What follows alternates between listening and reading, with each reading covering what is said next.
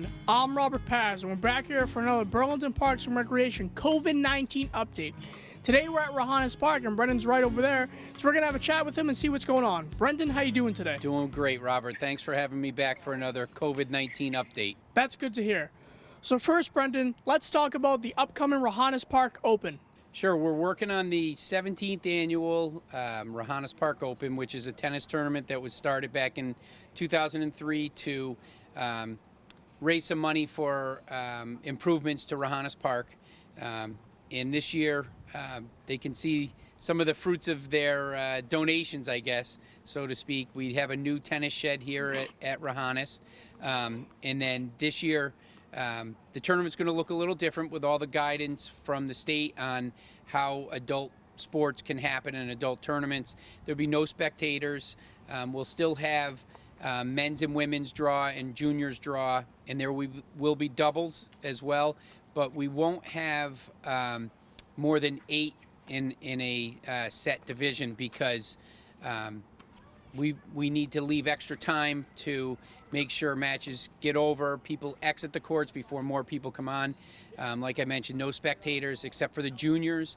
The juniors can have 2 family members come and watch, and then after every match, they have to exit the area. They can't hang around here. They have to leave. The draw will be released the Friday night before on the 14th, and then the 15th and 16th, the matches begin at 8 a.m. And then if there is inclement weather, it gets moved to the weekend of the 22nd and 23rd. So we're excited about it.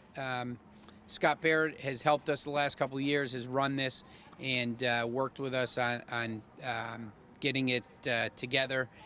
Last year we did it kind of a little late in the game, and this year with COVID, it changes again. So hopefully next year we get back to a typical operation for this tournament, but we're excited about it to take place on the weekend of the 15th and 16th of August. I know last Saturday, August 1st, with the virtual Celebrate Burlington event. So Brendan, talk a little about that and how it went. It was actually a big hit. We had almost all 250 Celebrate Burlington bags go out, celebration bags, and we handed those out on Friday afternoon, and we just beat the rain. We had a little rainstorm come in with some thunder and lightning and some winds, but we got them all out. We have 50 house decorating kits that went out as well, and I think the businesses really enjoyed getting some people to visit them. I know the residents enjoyed the bags that they got. They got a really nice canvas bag and with the Burlington Rec logo on it, and then filled with things from Burlington businesses. So it really went well. Weather was great this weekend, so it was just another positive promotional program for Burlington Parks and Recreation Department. So how are summer programs going so far? They're going well. We're down to our last week and a half, and really, the kids again are having a great time. We've had some, tough weather calls where we're due for afternoon thunderstorms. So we've had to call some programs to their rain location. They've been able to stay outside the whole day, but we have to be prepared for an indoor spot, and we just can't handle that like at a program like Club Simon's. The parks have limited numbers, so we do have to close those if we do get difficult weather that comes in. But for the most part, it's been really good.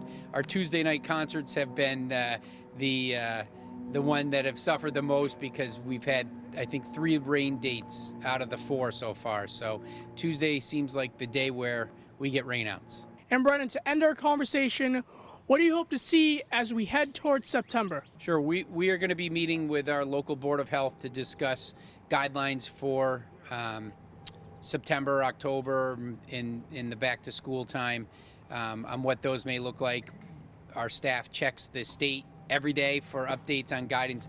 They don't release them and then let everybody know. They kind of release updates to current plans. So, but I know the governor spoke this weekend and talked about possibly if the uptick in the cases of COVID-19 continue, that maybe going back to a phase 2.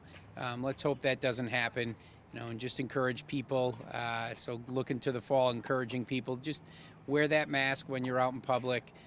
try not to have gatherings so that, we can return to some kind of typical operations. And we'll be, over the next couple weeks, figuring out what that fall is going to look like program-wise. And we'll be releasing our information and our plans through social media. Well, Brendan, I want to thank you for coming on for another Burlington Parks and Recreation COVID-19 update. Thanks for having me, Robert. I appreciate you taking the time to highlight Burlington Parks and Recreation.